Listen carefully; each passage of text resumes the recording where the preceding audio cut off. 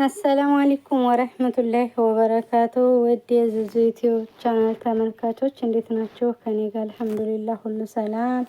ሰላማችሁ በያላችሁበት ብዝት ይበልልኝ። ዛሬ የሐዋላ ምንዛሬ ይዤላችሁ መጥቻለሁ ማለት ነው። የሚያዝያ 29 ሜይ 7 የጥቁር ገበያና የንግድ ባንክ ይዤላችኋለሁ። መጀመሪያ የጥቁር ገበያ እንዴት እንደሚውል እነግራችኋለሁ። እስከዛ ሸር ሰብስክራይብ አድርጉኝ ማለት ነው። በጥቁር ገበያ አንድ የአሜሪካ ዶላር 159 ብር ከ33 ሳንቲም ይመነዘራል። አንድ ፓውንድ 212 ብር ከ62 ሳንቲም ይመነዘራል ማለት ነው። አንድ ዩሮ 180 ብር ከ90 ሳንቲም ይመነዘራል።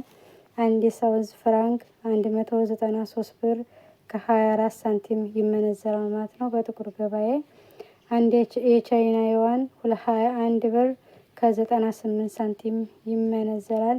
አንድ የካናዳ ዶላር 115 ብር ከ48 ሳንቲም ይመነዘራል ማለት ነው። የአውስትራሊያ ዩሮ የአውስትራሊያ ዶላር 103 ብር ከ39 ሳንቲም ይመነዘራል ማለት ነው።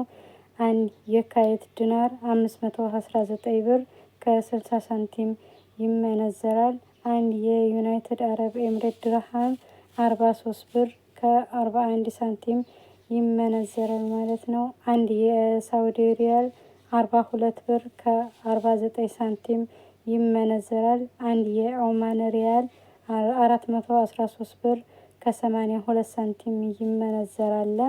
አንድ የባህሬን ዲናር 422 ብር ከ93 ሳንቲም አንድ የቱርክ ሊሬ 4 ብር ከ12 ሳንቲም ይመነዘራል። አንድ የጆርዳን ዲናር 224 ብር ከ84 ሳንቲም ይመነዘራል ማለት ነው። ይሄ የማቀርብላችሁ ከብላክ ማርኬት ከኢትዮ ብላክ ማርኬት የቀረበው ነው ማለት ነው። በኢትዮጵያ ንግድ ባንክ ደግሞ አንድ የአሜሪካ ዶላር 124 ብር ተገዝቶ 126 ብር ከ48 ሳንቲም ይሸጣል። አንድ ፓውንድ በንግድ ባንክ 152 ብር ከ78 ሳንቲም ተገዝቶ 155 ብር ከ83 ሳንቲም ይሸጣል። አንድ ዩሮ 129 ብር ከ04 ሳንቲም ሲገዛ 131 ብር ከ63 ሳንቲም ይሸጣል ማለት ነው።